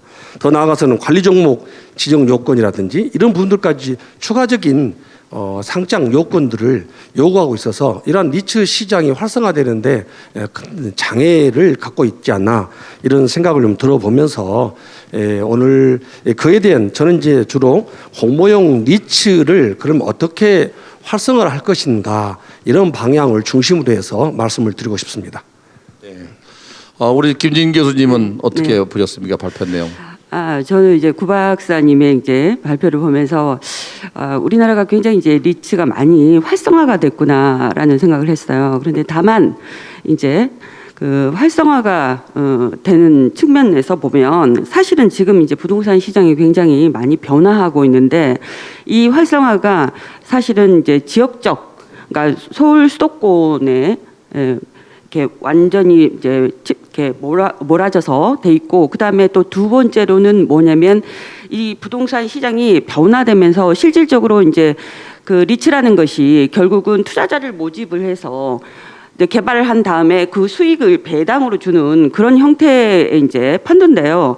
그것이 지금 어떻게 보면은 이제 그 수익률 구조로 이제 되다 보니까 서울 수도권에만 있고 지방은 전무한 상태가 돼 있거든요. 그래서 어떻게 보면 지방의 리츠를 활성화하는 방안이 없을까라는 그런 생각을 했었고요. 그거는 나중에 이제 구 박사님이 답변을 해주시면 될 것 같습니다. 네. 그 리츠라고 하는 상품이 이제 시청자분들 이해를 돕기 위해서 이게 리얼 에스테이트 인베스트먼트 트러스트라고 해서 소규모 자본을 이렇게 모아서 투자하는 무추럴 펀드와 유사한 겁니다. 오늘 두 분의 그 발표 그 소감 내용을 듣고 우리 구 박사님 어떤 생각을 하셨습니까? 네, 뭐 준비한 거는 많이 부족하긴 하지만 두 교수님께서 이제 핵심적인 내용에 대해서 말씀을 해주셨고요. 상장 리츠 또한 국내 지금 리츠 시장에서 주된 과제라고 할 수 있을 것 같습니다. 그 부분 또한 뭐 이게 단순히 지금 오피스 물건이나 물류 물건 중심으로 상장이 이루어지는 게 아니라 뭐 전 세계 다른 나라들처럼 뭐 데이터 센터에도 하고 아니면은 뭐 지상권이든 아니면 임차권이든 아니면 주차권이든 이런 형태의 자산에도 리츠로 상장시킬 수 있는 그런 다각화시킬 수 있는 과정이 필요하다고 생각하고요. 그런 과정 속에서 또 이게 단순히 뭐 자산의 수익성이 받쳐준다고 해서 무조건 상장을 시킬 수 있는 건 아니고요. 그런 제도적인 개편이 필요하다라고 생각을 하고 있습니다. 네. 그 저금리 시대에는 그 수익성이 또 이 리츠가 좀 높기 때문에 특히 이제 CR 리츠 말고는 전부 이제 IPO를 하잖아요, 그죠? 상장을 하는데 우리 일본서 공부하신 우리 김행주 교수님. 일본 J-리츠 같은 경우는 상품이 좀 그 포트폴리오 자체가 좀 다양하지 않나요? 오늘 그 발표는 주택 리츠만 가지고 말씀하셨는데 리츠 산업의 발전을 위해서는 이 포트폴리오가 좀 다양하게 구성돼야 된다는 생각이 드는데 어떻게 생각하세요? 예, 사실 일본의 리츠가 스타트하게 된 것이 2000년도에 시작을 했으니까 우리나라하고 거의 비슷한 시기 1년 빨리 시작을 했습니다. 거기에 비하면은 시장 규모 자체가 엄청난 규모의 차이가 있거든요. 이런 내면을 들여다보면은 사실 우리나라의 경우에는 주택 리츠의 비중이 아주 커요. 그런데 이제 다른 선진국들의 리츠 시장의 규모를 보았을 때는 주택, 그 외에 오피스 시장이라든지 방금 우리 김 박사님 방금 말씀해 주셨던 좋은 부분이 데이터 센터라든지 이런 부분들도, 그리고 더 나아가서는 요즘 이제 코로나 시대에 우리가 배송, 물류에 또 중심을 두고 있는 그런 시대다 보니까 물류센터에 대한 부분들에 대한 리츠 상품들 이런 거 다각화되어 있습니다. 그러다 보니까 자본 시장이 우리하고는 비교가 안 될 만큼 크다고 볼 수 있습니다. 그렇죠. 네. 점점 이제 비대면이 그 많아지면서 물류센터에 대한 리츠도 성장할 가능성이 있네요. 특히 이제 우리 그 김진 박사님, 김진 교수님 그 지방 그 중심으로 리츠 활성화 방안 얘기하셨는데 어떤 네. 대안이 있을까요? 그 지방 리츠 활성화가. 아무래도 리츠가 결국은 이제 그 투자자들한테 수익을 배당해야 되기 네. 때문에 수익성이 없는 지방 같은 경우는 사실 다 기피를 하고 있거든요. 그래서 어떻게 보면 지금 리츠 같은 경우는 운영 펀드 자체가 지금 발표하신 하나자산 신탁이 또 마찬가지고 은행권이라든가 아니면 공공기관 뭐 허그라든가 LH라든가 이런 데서 지금 사실은 전부 펀드를 조성해서 대규모 개발을 하고 있는 형편이잖아요. 그러면서 거기에다가 가장 어떻게 보면 임대주택 지금 발표하신 거기다 포커스를 하는데 그 수익성만 따지다 보니까 지방은 지금 어떻게 보면 리츠가 거의 안 되고 있는 상황이거든요. 그래서 제 개인적으로 봤을 때 만약에 활성화한다고 한다면 그 수익성에 대한 그거의 마이너스 부분, 그러니까 손실의 부분까지는 아니지만 아무튼 그러한 부분을 어차피 LH에서 하고 허그에서 하기 때문에 지방에도 이러한 리츠를 활성화하는 방안을 그 공공기관에서 조금 활성화를 시키는 게 어떠냐라는 네. 생각을 하고 있습니다. 그 지방 그 경제 활성화나 또는 리츠 산업의 지방 활성화를 위해서는 아마 말씀하시는 게 세제 혜택 정도를 얘기하시는 것 같아요, 그죠? 그렇다면 좀 활성화되지 않겠나? 지금 그 공모형 리츠 같은 경우에 지금 국내 시장이 어느 정도 규모입니까? 우리 구 박사님. 네, 지금 저희가 뭐 공모라고 표현하는 것도 좀 구분을 지을 수 있을 것 같긴 한데요. 네. 지금 공모는 이제 50인 이상 투자자가 이제 투자를 하는 형태를 뜻하고 이제 물어보신 거는 이제 상장 리츠 쪽을 네. 얘기를 하시는 것 같습니다. 현재 상장 리츠는 한 13개 정도가 이제 상장해서 운영을 하고 있고요. 최근에 이제 정부의 활성화 정책을 기반으로 해서 지금 이제 SK에서 이제 그 주유소 리츠를 최근에 또 상장을 하려고 하고 있고요. 이 외에도 해외 자산을 기반으로 해서 리츠 상품분들을 좀 다수 상장을 하고자 하고 있습니다. 이게 과거에는 저희가 이제 일본이나 아니면은 싱가포르, 홍콩보다는 뭐 좀 빨리 아니면 비슷하게 이제 리츠가 제도가 개편이 돼서 실행은 됐지만 현재 이제 비춰봤을 때 그 성장 속도는 좀 더딘 편이거든요. 특히 이제 상장 리츠 쪽이 좀 더딘 편에 속해 있습니다. 하지만 이제 앞으로 이제 상장 예정돼 있는 물건들을 좀 살펴봤을 때는 뭐 저희가 땅은 좀 작긴 하지만 그런 개수는 점차 늘려갈 것이라고 생각을 하고 있습니다. 오늘 발표하신 게 이제 주택 리츠 아닙니까? 네, 맞습니다. 네, 전월세 가격이 올라가고 이러면 뭐 주택 리츠가 활성화될 수 있는데 임대차 3법에서 전월세 상한제를 좀 적용하고 있어요. 5%로. 그러면 리츠 시장에 어떤 영향이 있을까요?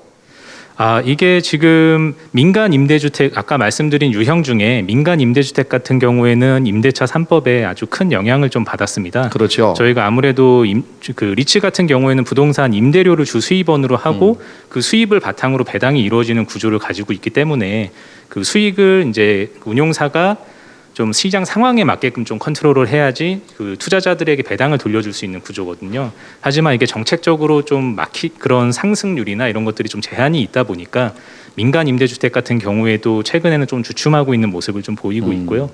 아까 말씀하신 뭐 지방 리츠의 활성화 같은 경우에도 이게 이분법적으로 뭐 지방 리츠의 수익을 안 나고 뭐 낙오를 뭐 판단하기보다는 아무래도 이제 지방 시장 같은 경우에는 임대료 수준이 뭐 수도권이나 서울 지역보다는 좀 많이 올라와 있지는 않습니다. 근데 리츠 같은 경우에는 그런 부분을 좀 다양하게 활용할 수 있는 게 하나의 리츠에 하나의 상품만 담는 게 아니라 하나의 리츠에 다양한 상품을 담을 수 있습니다. 그러면은 지금 수익이 없는 부분은 공익적 목적으로서 지방에 이제 허그나 LH에서 공급을 해주고 좀 자산의 배당이 나오는 상품들, 수도권에 특히 위치한 상품들과 믹스를 시킨다면은 뭐 한쪽은 수익률이 10% 나오는 사업장, 한쪽은 수익률이 없는 사업장, 이 두 개를 그냥 단순히 가중평균해서 합쳤을 때 뭐 5% 수익이 나오는 사업 리츠로 구성을 해서 투자자한테 그 수익을 환원할 수 있는 구조로 세팅을 할 수 있을 거라고 생각합니다. 그렇게 한다면은 지방에 있는 주택들도 뭐 LH나 허그에서 충분히 리츠로 공급하고 좀 더 사업을 다각화시킬 수 있는 측면이 존재할 것이라고 생각합니다. 그렇습니다. 이 공공기관이 꼭 참여를 해야만 되는 건 아닌데 지금 이제 두 분 말씀하시는 게 LH나 SH나 이런 공공기관 참여를 유도하시는 것 같은데 이 그 리츠 상품의 다양화, 포트폴리오 구성을 다양하게 하고 또 서울과 지방 물건을 섞어서 그렇게 만드는 상품도 아마 유용하지 않겠나. 그보다 더 좋은 게 이제 CR 리츠 같은 경우 기업 구조적 리츠는 지금 세제 혜택이 많거든요. 지금은 이제 거의 없죠. 지금 그 2000년도 초기에 우리가 IMF 당시에 그 리츠가 활성화되고 일반 리츠는 이제 그 침체됐다가 지금 다시 일반 리츠나 개발 리츠 같은 경우 좀 활성화되고 있는데 그런 걸 활성화시키는 차원에서 우리 그 김행주 교수님 재개발 재건축 사업에 그 증가되는 용적률의 임대주택을 짓는 경우로 리츠로 투자하는 방법도 있거든요. 그런 상품이 한두 개 나와 있는데 향후에 정부가 이 도시 재정 사업을 하면서 임대주택을 리츠로 편입시키는 도시 재정 사업의 그 리츠는 좀 성장될 것 같습니까? 네, 콕 집어서 성장이 된다 안 된다 이렇게 말씀드리기보다는 사실은 이제 큰 틀에서 좀 말씀을 드리고 싶어요. 이런 리츠 시장이 활성화되기 위해서 우리가 흔히 세제 혜택이라는 부분들 카드를 가지고 있습니다만은 방금 좌장께서 말씀하신 것처럼 어찌 보면은 이제 역세권의 개발, 도심 재생 사업이라든지 그리고 신도시의 어떤 토지를 공급할 때에 그런 면에서도 어떤 공모 상품들 이런 것에 어떤 우선적으로 매수할 수 있는 어떤 권리를 좀 부여하는 부분들 이런 것들도 좀 충분히 생각을 해볼 수 있겠고요. 또 더 나아가서는 이제 모자 리츠를 좀 더 활성화시켜서 수익형을 보장해 줄 수 있는 방법 이런 부분에 있어서 좀 적극적으로 정책적으로 제도적으로 좀 접근을 했을 때에 우리 리츠 시장이 보다 더 활성화되고 또 자산 또 규모도 확대되지 않을까 이런 생각해 봅니다. 네, 제가 이제 여쭤본 이유는 그 우리 하나자산신탁에서 지금 2사 대책 이후에 역세권 개발을 지금 정부가 상품을 내놨지요, 그죠? 이렇게 주상복합 건물을 짓거나 이제 역세권 개발할 때 350m 또는 500m 내에서 복합 건물을 지을 때 수익성이 있는 상가를 중심으로 좀 리츠 상품을 만들면 되지 않겠나? 사실은 상가를 중심으로 하는 리츠는 거의 없습니다, 그죠? 네, 위험성이 높아서 것 같아요. 네, 리테일 부분에 아무래도 공실이 네, 그러니까 리스크가 크다 보니까 이제 없는데 그런 상품을 일반 리츠와 일반 상품과 같이 섞어서 리츠를 좀 만들면 성공 가능성이 있을 거라고 생각해서 제가 여쭤봤는데 하나자산신탁에도 그런 거 좀 상품 개발할 가능성 없습니까? 저희도 지금 다양한 상품을 개발하려고 계속 노력을 하고 있고요. 뭐 지금 신한알파리츠나 다른 이제 금융지주사에 있는 그런 운용사들처럼 저희 또한 이제 다각화 측면에서 여러 가지 상품을 구성하고 국민에게 그 수익을 돌려줄 수 있는 상품을 계속 기획을 하고 있습니다. 그 말씀하신 것처럼 지금 역세권 청년주택 같은 경우에도 저희 팀에서 이제 주택을 담당하다 보니까 계속 꾸준하게 검토를 하고 있고요. 뭐 과거에는 뭐 과거도 그렇고 지금도 그렇지만 이게 역세권의 과도한 용적률 상향을 좀 올려주다 보니까 아무래도 토지주들의 그 토지주들이 원하는 그 가격대가 점점 좀 높아지고 있습니다. 네, 그런 가격을 수용하면서 저희가 수익성을 확보하기에 조금 어려운 측면이 있어서 일단 계속 검토는 하고 있고 실질적으로 실행할 수 있는 부분도 뭐 저희 전문가들이 모여서 계속 검토를 하고 있는 상황이고요. 앞으로 그런 상품이 나오게 되면은 좀 상장 상품으로 이어질 수 있게끔 노력을 계속 하도록 하겠습니다. 특히 이제 요새 뭐 경부선 고속도로를 지하화한다는 얘기도 있고요. 서울역서부터 용산역을 비롯한 경기도 군포 당정역까지 18개 역사가 지하화한다는 얘기도 있습니다. 이런 상품이 리츠로 들어오면 좋을 것 같아요. 우선 유동화 증권을 발행하고 또 유동화 증권을 발행할 때 펀드를 통해서 공사를 하고 그러고 난 다음에 지상은 용도 변경해서 분양하는 사례 이렇게 좀 확대되면 리츠가 좀 많이 성장하지 않겠나 하는 생각이 들고요. 우리 김 교수님 안양에 학교가 있죠? 네네. 네. 안양도 인구가 지금 100만 가까이 되죠? 아 그럼요. 네. 그러면 뭐 적어도 이제 대도시에 해당이 되는데 이 안양에서 만약에 리츠 상품을 구한다면 어떻게 가장 적합할까요? 안양 시내에. 지금 굉장히 집값이 많이 올랐죠? 많이 올랐습니다. GTX 신호선 때문에 지금 무슨 역이죠? 과천 지나서 인동원 사거리 주변 지역이 1.5배 올랐어요. 이런 게 편입된다면 수익률이 굉장히 높겠죠, 그죠? 자산 가치가 높다면 충분합니다. 안양에도 그런 상품을 만든다면 중소도시에서도 바로 이 리츠가 활성화되지 않겠나. 최근에 뭐 제 개인적으로 아는 이제 저 지인의 딸이 결혼을 했어요. 그러니까 이제 신혼주택이겠죠. 서울에 이제 도저히 이제 주택을 구입을 못해서 장만을 못해서 이제 결국은 안양 평촌 제가 있는 학교에 근처에 이제 주택을 샀어요. 근데 그 아파트를 샀는데 그때 이제 제가 이거 보니까 그 전하고 한 정말 교수님께서 말씀하신 것처럼 1.5배 정도가 올랐어요. 그래서 지금 제가 생각하는 안양 같은 경우는 수도권이고 서울하고 가장 근접해 있기 때문에 만약에 리츠를 한다 그러면 지금 하시는 뭐 청년주택이라든지 아니면 신혼부부 그쪽으로 이렇게 하셔도 충분히 수익 모델이 되지 않을까 그렇게 생각합니다. 사실 리츠는 그 소액을 투자해서 큰 빌딩을 모아서 살 수 있는 거거든요. 한동안 소확개미, 동학개미에서 이 주식시장이 난리가 났었죠. 리츠 상품도 역시 마찬가지로 주식의 일종입니다. 자, 오늘 구 박사님 발표한 내용 그걸 보고 마지막 한 말씀 좀 해주시죠. 우리 김행규 교수님 먼저 해주시죠.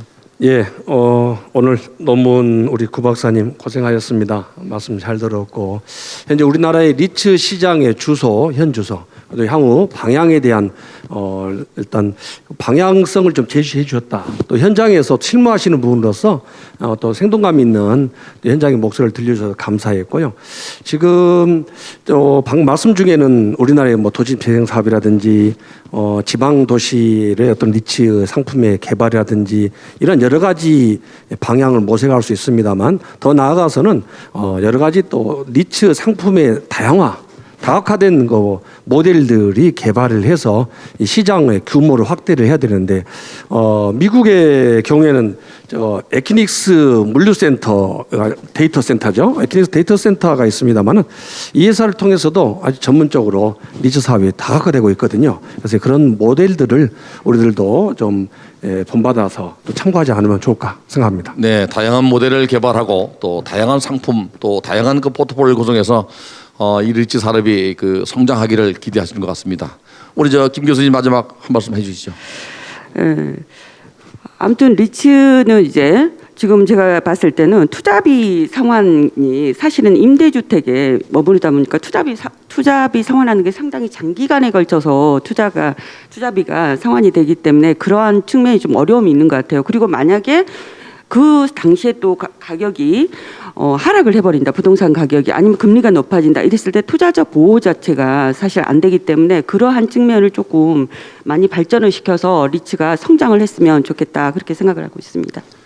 리츠는 그 일반 부동산 집적 투자보다는 수익률이 낮죠. 워낙 그 주택 가격이 오르고 하고 또 토지 가격이 상승하다 보니까 소액 외에는 집적 투자를 안 하는 간접 투자의 시장이 늘지 않는 거 아닌가. 우리 하나자산 신탁에서 볼 때 향후의 리츠 산업에 대한 성장 또 변화 어떻게 보십니까? 마지막 한 말씀 해주시죠. 네, 오늘 일단 뭐 제가 리츠에 대한 뭐 전반적인 투자 상품에 대해서 고민하다기보다는 일단 주택 시장에 포커스를 맞춰서 좀 준비를 해봤던 거고요. 일단 주택 시장에 아무래도 이제 리츠 상장해서 리츠로 발전하기 위해서는 아까 말씀드린 대로 이제 그 수익성 부분이 받쳐줘야 될 것 같습니다. 그런 수익성이 받쳐주고 배당이 이루어지고 일반 투자자들이 그 수익을 환원해서 가져가기 위해서는 단순히 뭐 배당이 없는 상품만을 계속 이제 만들어내는 것이 아니라 아까 말씀드린 대로 뭐 수도권의 상품과 지방의 배당이 없는 상품 아니면은 뭐 국내 자산과 해외 자산 이런 것들 다양하게 좀 주택 상품을 혼합을 해서 그런 상장할 수 있는 상품을 좀 만들어 보고 싶고요.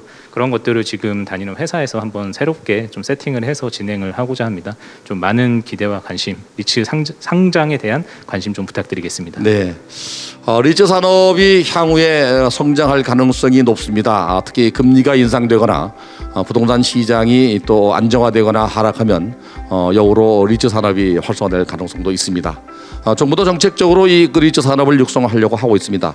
여러 번에 걸쳐서 그 법을 개정하고 했지만은 아직까지 성장은 미진한 상태입니다. 리츠 산업을 도입한 지 20년입니다.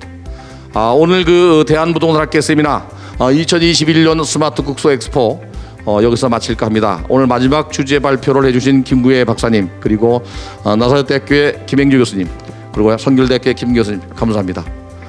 오늘 이 그 방송을 보시는 여러 회원 여러분들, 그리고 기타 우리 그 관심을 갖고 있는 시청자들께 감사드리고 내년에 다시 뵙기를 약속하겠습니다. 고맙습니다. 여기서 학술 세미나 마치겠습니다. 감사합니다.